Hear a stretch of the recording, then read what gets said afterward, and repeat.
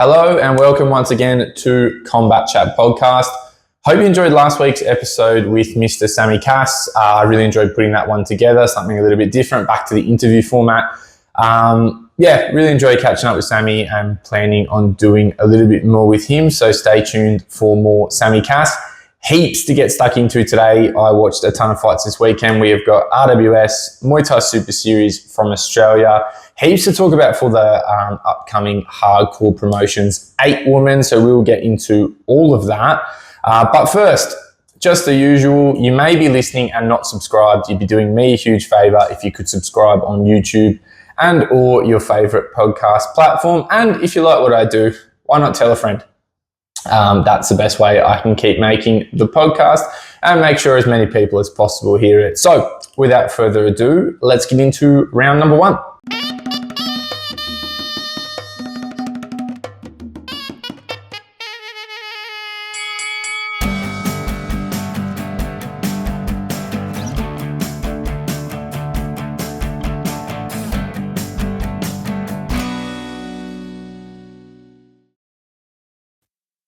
For round number 1, we'll just do a quick what's new with me here in Thailand. If you're watching on YouTube and you've got an especially keen eye, you've probably spied a couple of stitches in my noggin. I fought Saturday night here in Rawai again at Simbi Stadium. An interesting, another very Thailand kind of setup. I got told on sort of Tuesday that a fight had come up for me. Did I want to take it? Of course. Then Wednesday, found out I'd be fighting Victor Teixeira, who's a pretty high-level operator, pretty well known for a couple of big performances in one championship, including a knockout win over world champion Kong Thailand. So that's a fight I was really excited about, an opponent that is also based here in Phuket. I had been scheduled to fight before, and it hadn't come through in the end. So I really wanted to jump on that opportunity, a potential big name. So yeah, I was feeling fear. I'm not bothered with, I don't know, the short notice thing's not a huge problem here in Thailand, training all the time, kind of just taking whatever comes up. I was a little bit surprised to get an opponent of this caliber on the short notice, but was just excited for it, really. Not a lot of time to specifically prepare, but we talked through a bit of what we wanted to do.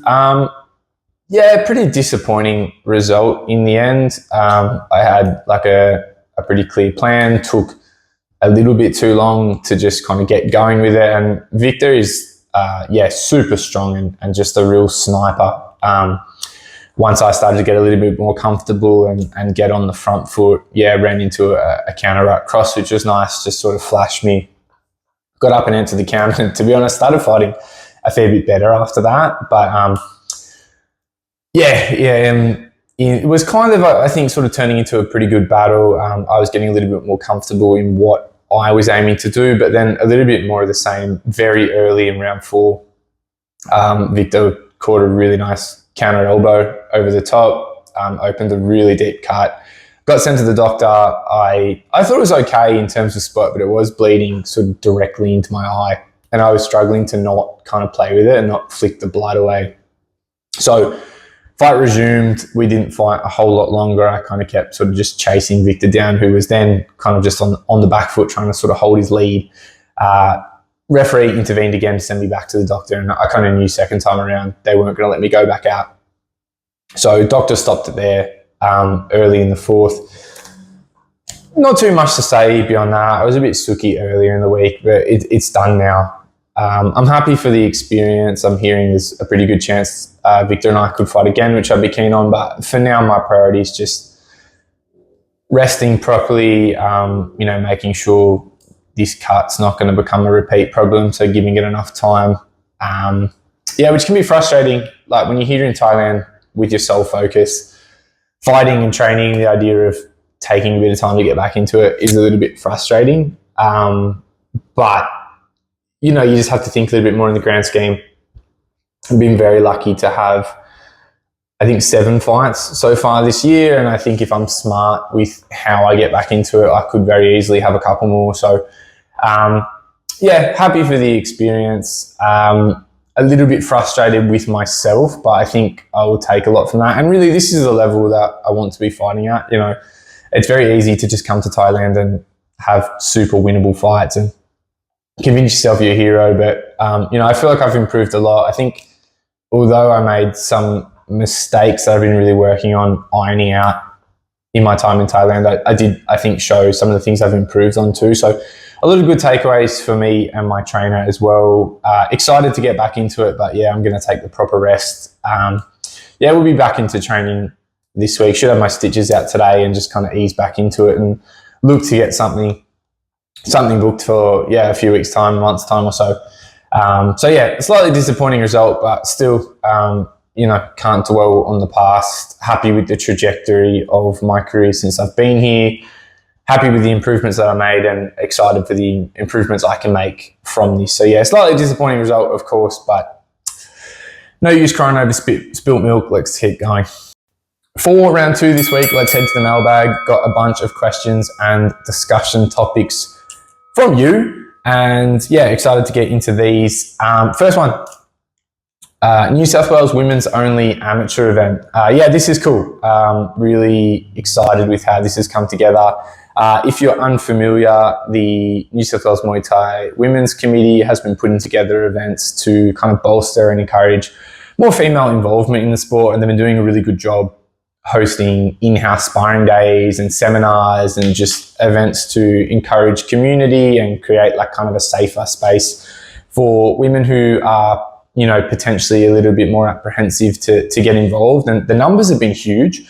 So I think the amount of involvement in the events thus far shows there's a really growing female participation rate in New South Wales Muay Thai. And I think a lot of the question that sort of started this movement altogether was like, what's keeping women from kind of, graduating from just training Muay Thai and enjoying it in the gym to potentially competing? And I think part of it was, a little bit of a lack of comfort to jump in on the mixed events. So to kind of take that step and encourage women-only participation is awesome. And this is a cool step from those kind of in-house sparring days and just community events to actual amateur competition, but maintaining the female only. Super cool. And what I also think is really cool about this event is the timing of it, because it is so close to the hardcore 8-woman event. So you've got women, there's a lot of reasons to be excited about female Muay Thai in Australia. There's a female world title fight last night on Muay Thai Super Series, which we're also going to talk about.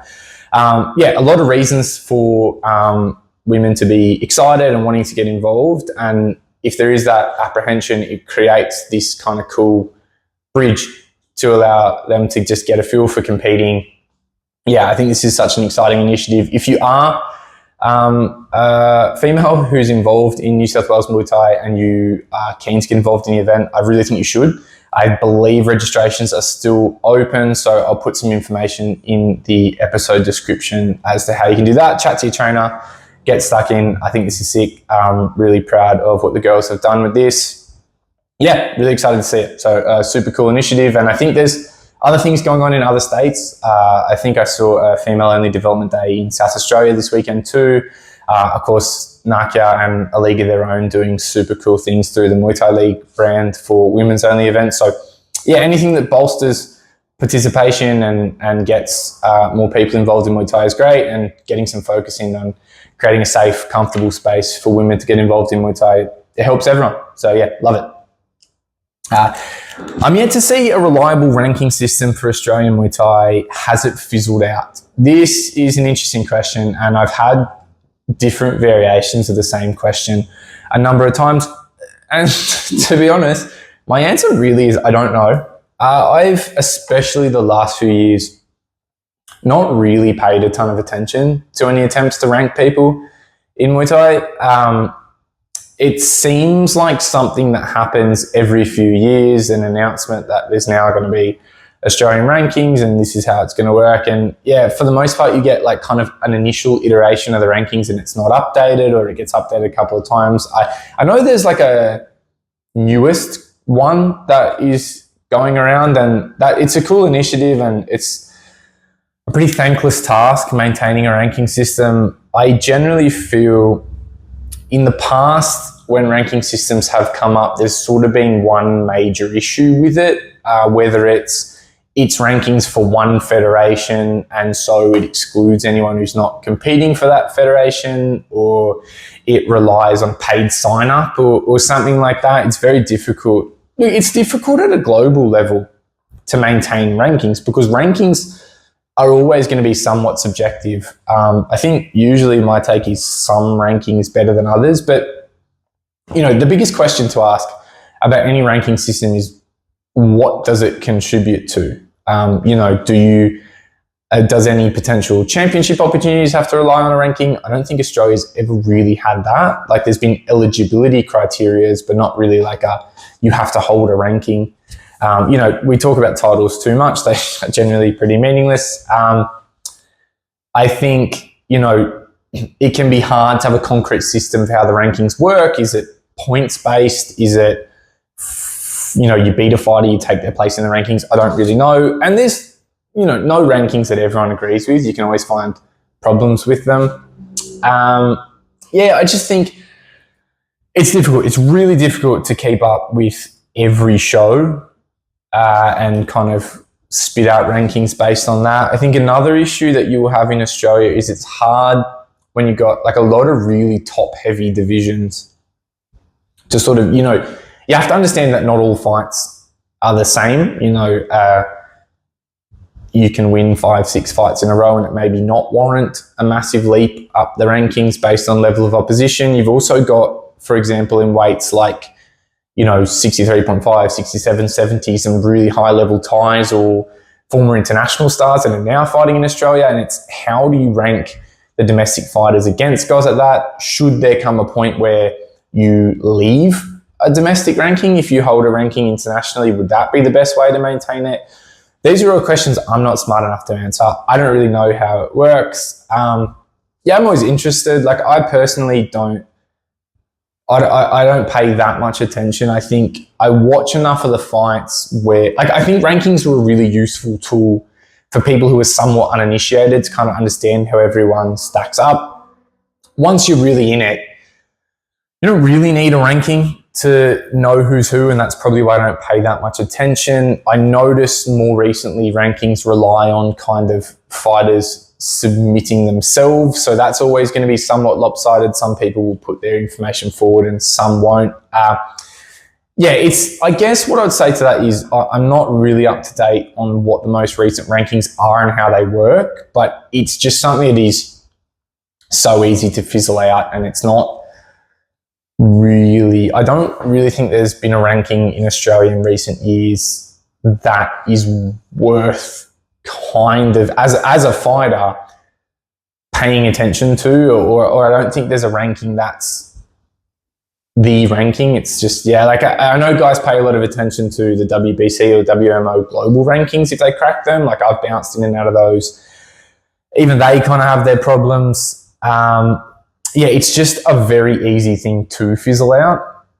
And like I said, I'm not sure what the answer is. Someone listening probably does. I respect anyone who's trying to maintain a ranking because it would do my head in. Complicated one to answer. And there's a lot of pretty good reasons why I think it's hard to keep these rankings reliable. What threat does Chang Tong place to Josh McCullough that he hasn't yet experienced? This is a cool question. Big 1774 Muay Thai card coming up. It has about 8 million fights on it. That's a couple of weeks away, so we'll probably talk about that more in depth next week. This is an interesting fight. Josh McCullough, of course, was originally supposed to fight Ibrahim Abu Saleh for the Australian Championship. Now fights FA Group's Chang Tong, Emuden. It's an interesting match. I admittedly have not seen that much of Chang Tong, only a couple of fights he fought only 3 or 4 weeks ago on one Lumpini. That was his most recent bout. The rest of what I've seen from him is a little bit older, but he's tall. He's got a lean frame. He has that classic FA Group Muay Thai style. I don't know if I can recall Josh McCullough fighting like a strong clinch stylist, and I think that's probably an area that most would say is probably not his strong suit. Not necessarily like he's proven incapable there, but he's largely untested. You know, likes to be on the front foot, loves to use his hands, a big knockout fighter, but could someone like Chung Tong, who's a Muay Thai fighter and truly built like one, long and rangy, locks very well, could that be someone who could catch Josh and slow him down and really put that knee fighting pressure on him? I'm not sure.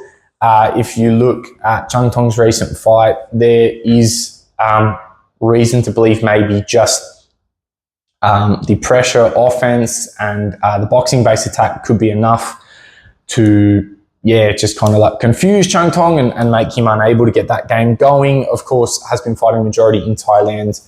The pace might be a little bit different from Josh. But I think in terms of his frame, his build, and that combined with the Muay Thai style is definitely something Josh hasn't fought before, and I'm very interested to see him fight. So I think it's a cool match in that regard. I think if Josh can deal with that from Chung Tong, it's a good feather in his cap and just creates a lot more excitement for him. He's already got the next fight after this lined up against Prabsuk, so a strong performance by McCulloch here leading into that will be very exciting. But a cool question, because I do think this is a kind of a stylistic matchup that Josh hasn't dealt with before. Savas getting a rematch at Raja. Is there an argument that others are more deserving? This isn't a cool one. I was happy to see this. We talked earlier in the year about Savas versus Samingdet. It was a very close decision. A lot of people thought it should have gone Savas' way. Came up short that night. A few months later, it's been announced that they will rematch. Is there more deserving contenders? That's an interesting question that you can kind of look at a couple of different ways. So, Samingdet, the current champion, did actually lose this week on a Pet Indi show against Nuenglanlek, who ahead of that was ranked just one spot below Savas in the Raja rankings. So in that sense, possibly there are more deserving contenders. However, I think coming out of that last fight, given it was so close, there was a lot of discussion about the score. I think in that sense, that makes Savas the most deserving contender. It's a fight that maybe this isn't how championship fights should be awarded, but to me, the amount of interest and the amount of intrigue about a rematch makes it worth doing. I think it's the most logical match. I probably would have liked to have seen it done a little bit sooner, but, you know, the guys have busy schedules. So interesting question. From a rankings perspective, I mean, Rajasthan Learn Stadium publishes their rankings monthly updated. It can be a little bit difficult to keep track of just because they release them as a monthly like PDF rather than having like a live viewable ranking that they update monthly, which is interesting. But Savas most recently ranked number 10. So, I mean, in that sense, there's 9 more deserving guys. But the reality of it is, championship fights aren't always champion versus number 1 ranked contender. It can just never go that way. There's a lot of other factors to consider. So I see what you mean. There probably is more deserving contenders. But for me, for the title or not, this is the fight to make. I'm looking forward to seeing it. The hardcore 8-woman tournament is exciting. That it is, and we have a whole round dedicated to it, so we won't touch on it too much here. But what are some of your favourite tournaments of all time? Cool question. I love a tournament. Huge fan. They're not really staples. I suppose they are. Like, there are big Muay Thai tournaments like the kind of Toyota Revo tournaments, the Tiger Cement tournament that works through the year at Channel 7. I think one of the best one-night Muay Thai 8-mans in the world is always the Rebellion 8-man. I'm really excited for the next one that's still to come this year at 63.5, which is a super hot weight class. One of my favourite tournaments ever was the Rebellion 8-man that was won by Simpayak. Like, that just had such a good mix of elite Thais and Australians at like a red hot weight. That was at 65, I believe. So kind of a similar weight. This is one. Simpayak won it. Summerpet was in there. Denapur was in there. Such a good tournament. Upper sit, and then the Australian favourites, Alexi, Jordan Godfrenson. It was so good. One of my favourite tournaments ever was K1 World Max. Like, they were all really good over the course of a few years in the kind of early 2000s, but 2006, that ended with Borkow versus Andy Sauer, and Borkow one was one of my favourites. I loved the way they were such good, like, high drama tournaments. They worked from a qualifying round down to like the finals as a one night tournament. Packed arenas in Japan. So cool. Glory had some really good tournaments for a while. Like, I like quality kickboxing. Like, I haven't been watching that much of it the last couple of years just because it's not been that easily accessible. But when Glory was just throwing all their money into trying to make kickboxing happen in the US, they did some really cool stuff, including the Last Man Standing tournament in Los Angeles. Artem Levin won. Now UFC superstar Alex Pereira was in there, and I don't think he made it through the first round, which is mental. Philippe Verlinden, Melvin Manhoef, Simon Marcus, Wayne Barrett, Bogdan Stoica from Romania, and American Joe Schilling. So, like, this was a good move by Glory. At least I thought. You know, it had a mix of stars and then potential American up-and-comers to get the local audience involved. The production value was incredible. The fights were awesome. Really good, like an instant classic between Joe Schilling and Simon Marcus, which was the third time they had fought. The final was a rematch between Joe Schilling and Artem Levin. Just so many stories. Yeah, I love a tournament. Really excited for the hardcore tournament. That's some of my favorites. I could think of more if I kept going. I think I came up watching tournaments. Like, I was big into the K1 Max, but, you know, I kind of was watching those on YouTube. I was kind of 6, 7, 8 years old when the ones I have the most memory of were happening. So I was more watching them 8 years later on YouTube. But it was sort of, what introduced me to a lot of big names. Love a tournament. Really excited for this one. What are your favourites? Have I missed any big ones? Really cool. Huge fan of the tournament, and can't wait for next week. Rajadamnern World Series was back this week, taking a pause from the tournaments while we get ready for the semi-final stage or the final four stage. So we're mostly just focusing on the main event, which was a great match between Nuenglanlek Jitmangnon and Capitan Petinde. A couple of stories out of this one. Nuenglanlek has been bouncing around in weights a little bit the last couple of years, and after a couple of moves up in weight in reasonably quick succession, appears to have settled on welterweight, 147 pounds. Was starting to look a little bit too big for super lightweight, and I think looks great at welterweight. Like, he's a little bit fuller, obviously doesn't have to kill himself as much with the weight cut, and it suits his style. He always had a good chin at the lower weights, and I feel carrying a little bit more size and not having to strip down as far. He's an absolute battering ram. We saw that here against Capitan Petinde. Nuenglanlek just countered the boxing excellently. A lot of that really sort of very defensively sound kind of head movement, was kind of slipping out of the way of punches to counter elbow. When he'd find his time and catch Capitan somewhat off balance, would almost like run forward at him. Just really smothering aggressive performance from Nuenglanlek. Really liked it. And probably the big story coming out of that is Capitan, after losing to Nuenglanlek, announced his retirement, or at least that's the intention for now. Said if he didn't win this fight, he was going to call it a career. So I know I think he's retired before. So whether or not that's final, who knows? But that's an interesting story. A couple of interesting stories out of this one for me. That one being the main one.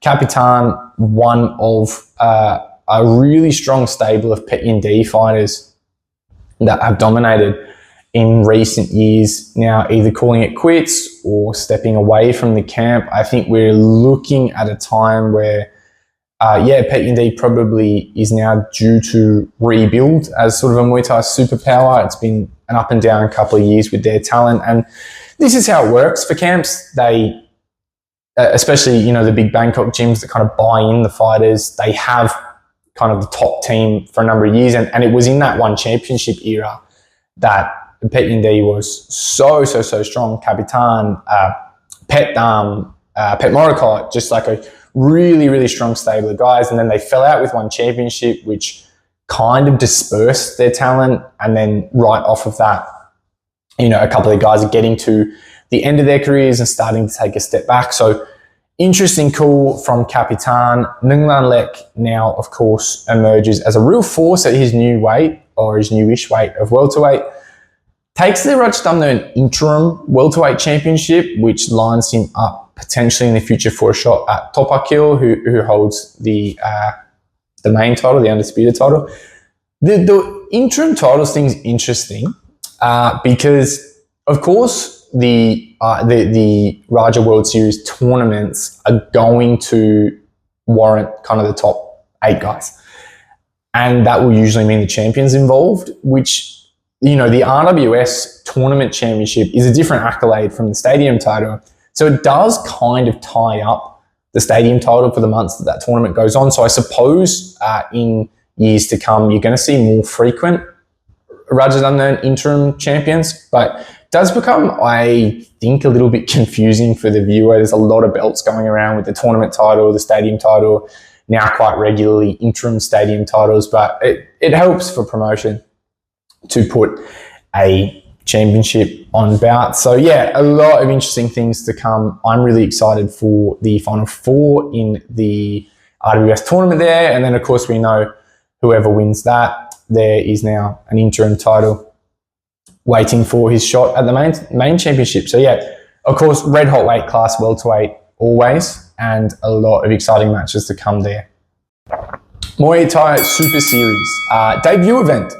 First Muay Thai Super Series from Perth was last night. I watched most of it. I saw most of the main fights, saw all the fights I'm going to talk about. Yeah, cool show. Talk about the event, the production value. Of course, a lot of people are familiar with Muay Thai Grand Prix, the main show in Perth the last few years. I think the 2 promoters, Darius and Gavin, have gone their separate ways to do a show each, which really is potentially a cool step for Perth Muay Thai because it means 2 big shows instead of 1. This show to me felt quite similar in terms of production to Muay Thai Grand Prix, felt more or less like kind of the same show with new branding, which was cool.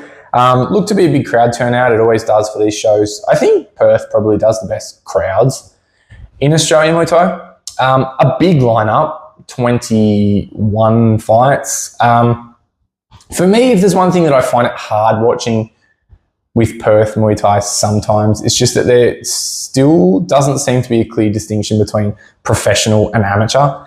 Whereas most of the other states are now doing entirely amateur events with the pads on and higher level pro shows with a few less fights. I still feel like when I tune into a Perth show, there's 40,000 fights and they start with guys in shin guards, and it can be difficult to know, you know, when to really tune in for. And this is how it was in New South Wales when I was coming up. You just went to a show and sometimes it would be majority amateurs and just a couple of pros at the top. I'd like to see Perth get to the same place as everyone else where it's like really clear, the distinction. Like I think the system in Perth is like, rather than having however many amateur fights and then stepping, you know, making the decision to move to the pros, it's just like you've got to tick the box and have X number of padded fights before you can take the pads off. And then people will kind of like, just their records are sort of like all of their fights padded or unpadded altogether. I'd like to see Western Australia get to the place where they have that clear distinction between pro and amateur like Victoria and New South Wales do now. I think it would help the state in terms of their talent development, but I also think it would help the products of their shows. Like for me as a viewer, I just prefer to watch entirely. I love amateur shows. I love going to them, but I like amateurs shows to have their day and pro shows to have theirs. I just think it's a better viewing experience and it saves everyone having to get involved in these marathon shows. But other than that, really cool event. We'll just skim through some of the fights, things I liked, interesting results. Payak Samui versus Carter Lawrence. Carter appears to have moved up from welterweight to super welterweight, up to 70 kilo. I think that's a good move for him. Dude's really, really big for the weight. He's so tall. Payak Samui, Well known for his time in Thai fight, big power fighter, great in the clinch, although in recent years I've seen him a little bit more heavy on the hands and the leg kicks. Did his job here. Started out kicking at Carter's legs, seemed kind of like the obvious move against a guy who's so much bigger and taller than you. Through rounds 1 and 2, kicked Carter's leg a lot, almost made, like Carter's leg was looking pretty busted up. Thought maybe a leg kick stoppage was on the way, but then Payak seemed to change his tactic and just start firing that left middle kick, rack up the points and get the win. So good to see Payak get the W here. He's been unlucky in a couple of fights or a couple of scores in recent times. So good performance for him and still firing, still looks like he wants to stay busy, which is great. Keen to see more of Carter at 70 kilos. What I like about Payak also is I've seen a few interviews with him in the lead up and after his fight, and he always refers to himself in the third person. I don't know why, I just like it. I saw him getting interviewed by Chris White. He said, Payak was kicking the leg. I don't know. It's dramatic. It's cool. I like Payak. He's a funny guy, a good personality and entertaining fighter. Heavyweight WBC national title, Blaze Taylor versus Ashby Tink. I've got to watch this one again. I thought Blaze got the decision in this one. It was definitely close. I thought Blaze took the sort of second, rounds 3, 4, and 5. I don't think anyone can beat. It wasn't a robbery. Probably, I'd have to watch it again. I just thought the way Blaze got to work with his left kick, the back end of this fight, landed a lot of unanswered kicks up over the arms onto the glove. Ashby had quite a heavy-handed approach, wanted to. I saw some interviews with him too where he said he didn't want to fight a technical fight with Blaze, he wanted to be aggressive. I thought that worked for him a bit in the early going, but I thought Blaze found his rhythm and was kind of just shutting that down and landing the cleaner scores with his kicks. But that one I probably need to watch again. Was a little bit confused by the verdict, but well done, Ashby Tink. It's good to see heavyweight in a good place in Australia. There's a lot more emerging talent at the weight. Maybe the two will rematch. I mean, they probably have to. Like I say, there's a lot of emerging talent, but there's not that many top-level heavyweights, so I'm sure we'll see the two run it back. Not like I said, not positive about the score, but a good fight. The hands and the aggression of Ashby Tink versus the slick Thai style, the big left kicks of Blaze Taylor. I like it. Two heavyweights that can move, especially Blaze, not your typical heavyweight, has, very, fights like a man much lighter than he is. Interesting match. Hopefully we can see it again. Alfie Ponting versus Luca Falco. How good was this? Over and done with.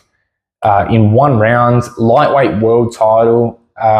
Alfie Ponting just really drew Luca into an elbow war, slid out to the side. They were kind of baited to go 1-for-1 with the elbow, slipped to the side, landed his right elbow, sent Luca to the floor. Just, a hard start. I heard Alfie was having some health problems with some skin infections and was having trouble with his eyes in the lead up to this, so had a far from perfect training camp, and maybe that made him want to get on the front foot right from the get-go, said, I've got to get after it quick and look for a quick KO, but worked for him. I really like Alfie. I'm a big fan of him. It's cool to see him fighting in Australia regularly. I really like his style. He's super exciting to watch. And I was surprised to see this one over and done within a round. He's very technical, very nice to watch over 5, but really exciting. Love it. Plabsuk versus Malcolm Hill. This was really just a left kick demolition job from Plabsuk. Loved it. Big left kicks, an 8 count just from the accumulation of body kicks into the 4th. Looked very dangerous, did Plabsuk. And to me, like we're talking about in the Q&A, excited to see him fight Josh McCulloch, and I think this sets him up very nicely for that, especially if Josh is to have a good performance against Chung Tong in a couple of weeks. This was really cool. Liked watching Plabsuk, and I'm glad he's in Australia. He's had a lot of good performances. And seems to be just getting stronger. WBC World Title Bout, Brioni Soden versus Selena Flores. Another interesting one for me. again, I probably got to watch it back, but I was expecting Brioni to get the decision here. But again, not a robbery by any account. I think they had 2 pretty clear rounds each. So, you know, a 48-47 score either way is, you know, probably pretty understandable. You know, Selena did some things that were quite impressive. She was very light on her feet. I was probably not expecting her to play off the back foot so much. You know, I think she's, you know, what does she say? She's the teep queen or something. So I suppose she's known for her teeps. Sent those up high a lot, and I think broke Brioni's nose maybe with a teep to the face. So really snapped her head back a couple of times with those. Yeah, through the 3rd round, was scoring really well off the back foot, was kind of just like sat in one of the corners. Brioni, I thought maybe her nose was giving her trouble, was kind of struggling to cover space and was sort of sitting at a mid-range, which is where Selena wanted to do her work. Selena found her timing really well, landed some good kicks off the back foot. A couple of counter punches down the center that were quite good, just long and straight, played to her body type very well. Brioni in the back end of the fight, I felt was fighting as though she needed to snatch it back. Had some beautiful positions in the clinch. She was very strong there. Really locked Selena down a few times. And it was probably here that I felt like she was winning the score quite handily. And that's maybe where the judges didn't agree with me. So that could be, I suppose that's something of just a perspective battle. The 2 actually toppled out of the ring at one point and had to be put back in. But yeah, Brioni, when she locked on over the top, was proved to be a much more comfortable clinch than Selena, and I thought controlled the posture really well there. Really liked Brioni's left kick. I thought when the 2 would, a kick battle between them favoured Selena's range, but if they were going kick for kick, I thought Brioni's had a bit more power. Selena in the early going, I think, needed to step in on her kicks a little bit more, was largely just kind of like, if she caught Brioni, it was just on the end, not a ton of power, kind of just like a slapping kick. Through the middle point of the fight, did definitely settle in and land some good kicks of her own. I think once she kind of had Brioni's rhythm and could catch her sort of just holding that middle range, could really let those kicks fire and scored some points well with them. But yeah, I liked the way Brioni was alternating her kicks, could go from like a right low to a left middle really nicely, good show of kind of like balance and dexterity. And when she did sort of sit on that left kick, had a good amount of power on it. A good fight, one that would, another one that would probably be a pretty cool rematch. Enjoyed watching it. I knew less about Selena Flores, was quite impressed with her lateral footwork, her ability to stick to her plan and sit on the back foot. Liked Brioni's clinch. I think that's something of a new wrinkle in her game. I've more thought of her as a heavy-handed fighter, but the clinch worked really well for her and really fought a good, played the clinch game really well for her frame, like really pulled Selena down to her. So both girls had their moments, the counter shots, the kicks, the teeps from Selena, the clinch game, the left kick from Brioni, a good battle. Great showing from both girls, and cool to see a show in Australia putting on a true world title fight, an international. Bringing in Selena from the States. Maybe we'll see it again. I know WA really loves Brioni, so they could probably bring Selena in for the rematch. Brioni's had a lot of championship opportunities in relatively quick succession, so while one could potentially get discouraged from sort of coming up short in 2 world title fights, I think it's just worth remembering it's, what are they, 1 year apart? She's just taking on all comers. No reason to be discouraged. She's just getting bigger opportunities than most, having good results more often than not. Selena, I think from what I can see in the post-fight, her eyes are on one championship and she'd probably be a good pickup for one at this point. Style suits, little gloves, and the one scoring pretty well. So, huge futures for both of them. And, rematch down the line would be really cool. Excited to see what comes next for them. Hardcore 8-woman eliminator. 3 fights, 1 night, $20,000 on the line. This is big. I think this is a really cool tournament. I think it's fucking awesome that Hardcore is putting on a tournament and focusing on the ladies because there's so much talent, like we're talking about earlier. This is a huge step forward to give the girls the opportunity to fight for such a big prize. You won't find much more money than that in one night for Australian Muay Thai, so it's cool. I think with the Rebellion 8-man coming up, it just sort of makes perfect sense for women's 8-man on this show and a men's 8-man on the other. So yeah, really happy with this. I'll be in front of the TV watching it. Let's do a little bit of a run through. Our 8 participants, Katie Rose Mitchell, Erin Carter, Paris Rose, Naira Boyle, Olivia Kerr, Sienna Miller, Megan Montgomery, Quinn, and Bronte Simpson-Hay. A good lineup, strong lineup. I think this is an interesting, 8-man tournaments, 8-man women, whatever, are hard to put together because, it's hard enough to put a single fight together without things chopping and changing. And when you've got 8 people to worry about, it can be difficult.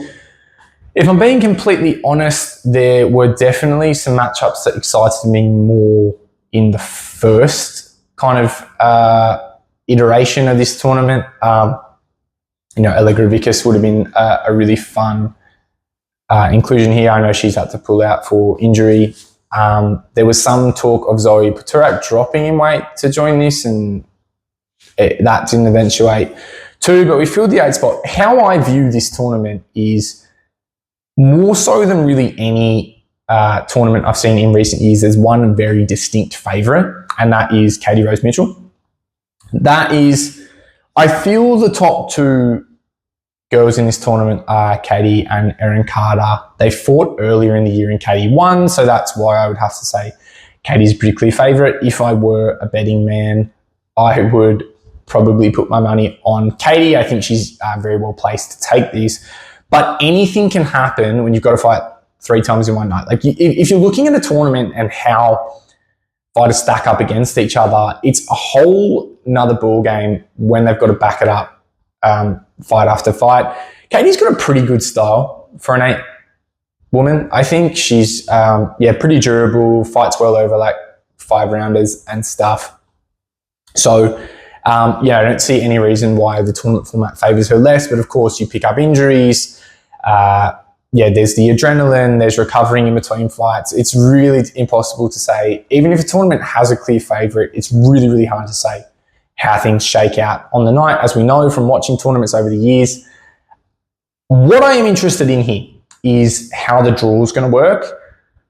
I'm sure that's perfectly accessible information and I could have just figured it out before, but I didn't. I would be disappointed if it was a random draw and Katie fought Erin again in the first round. Just kind of because they've already fought recently, I would like to see some other matches play out first. And I think if these two were at opposite ends of the bracket, it would be a really logical pick for a final. But maybe it is a random draw at the weigh-ins. That can be fun too. I'm not sure how I would do it if I was in charge, but let's talk about some of the other participants. So Katie Rose and Erin Carter, probably the best known of the participants.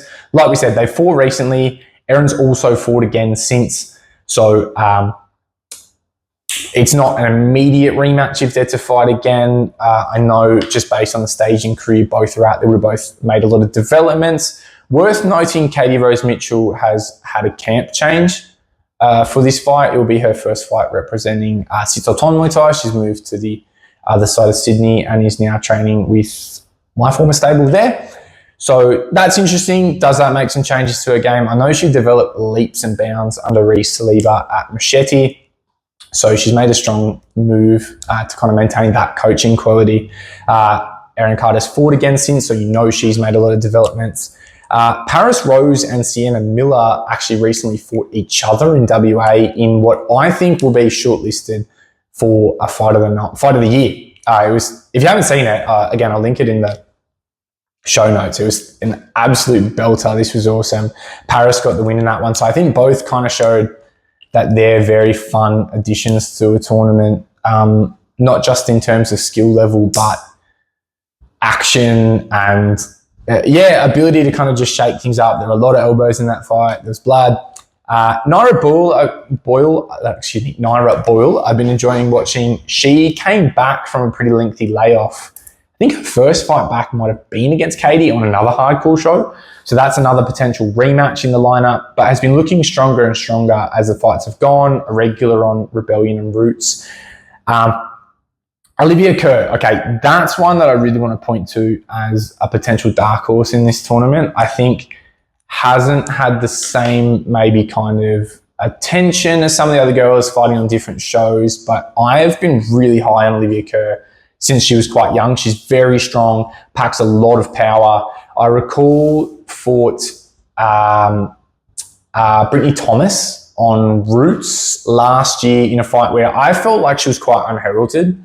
And I was really looking forward to seeing her get that opportunity and had a very, very strong showing against Brittany to get the win there. So that was kind of like an emerging performance for Olivia Kerr from the nation's capital. Excited to see her in here. I think, for me, the biggest potential surprise for people is Liv Kerr. She packs a lot of power. She's well suited to the tournament format. And, Anthony Manning and Phoenix raise them tough, so the tournament will be no problem. Megan Montgomery Quinn is probably another one that I think may bring some surprises. I've been really enjoying watching her fight. I think she's one to watch. Again, a little bit newer to the scene. Originally trained with the infamous Pinky in South Australia, has now moved to Melbourne where she trains with the equally infamous Don Miller. Well trained. 2 good camps. I really liked watching her fight on the last Roots show. She's got a very different style to the rest of the field, a very strong walk forward knee fighter, and that can be very difficult to deal with in the tournament format because it's so draining. Also, I guess the other thing to think about is if you have like a Muay Thai style that involves moving forward, a lot of Muay Thais take a lot of damage on their own. So in that sense, maybe it's not the most tournament-friendly style, but I think if Megan Montgomery Quinn can kind of get a hold of some of these girls, she brings something to the table that a lot of them haven't seen before. So I'll be interested to see if she can get that going. Of course, all fights will be 3 rounds, which again, doesn't favour the knee fighting style as much, but I think she's an interesting one to watch. And of course, Bronte Simpson-Hay from Northern New South Wales. She's been one to watch, spent a lot of time in Thailand, an LWC Super Champ tournament winner, good high pressure style, a real action fighter, well suited to the 3 rounds for some of her Thailand experience. And I believe in Thailand was training at Sangtianoi. So you want to talk about breeding and tough. I know she'll be tournament ready from that experience. So some fun matches to make here. Like I said, if I were a betting man, I'd probably have to go with Katie Rose Mitchell. I think she's the smart money, but there's a lot of fun matches to make here, a lot of surprises. And I think what I like as much as anything about a tournament is, there's one winner, but there's a lot of potential for emerging stars. The chance to see some more unheralded talent potentially take to the ring, 2 and maybe 3 times in one night. Brilliant experience for the fighter, and also, a great way to better introduce them to fans. Tournaments, I love them. So much drama. I love the storylines. Like watching how things play out. You've got to look at fights in a slightly different way, not just what's happening now, but how is it going to impact future, like the fights as they go on. This is awesome. Livecombatsports.com.au. You should watch it. Some other great fights on the undercard, of course. And let's see who's taking home $20,000. Good luck to all the ladies. May the best woman win. That's all from me this week, you filthy animals. Like I said, if you like what I do and you're not subscribed, I'd really appreciate a subscription. A 5-star review would be awesome, whatever you want to give me. And of course, if you like it and you like Muay Thai and you have friends, lucky you, maybe you could tell your friends about the show too. There's not a lot of coverage for Muay Thai, be it Australian or global. So the more we can support this kind of work, the easier it is for me to do it. If you've got questions, things you want to talk about following the show, do hit me up on Instagram at Combat Chat Podcast or at Hugh O'Donnell. Always love to have a chat. Tell me who you think is going to win the Hardcore 8 Woman. Who's your pick? Really keen to watch that one. A lot of big news to come for this podcast. Hopefully should have something to show you this week or next. So stay tuned for that. But like I said, that's all for now. Take care of yourselves. See ya.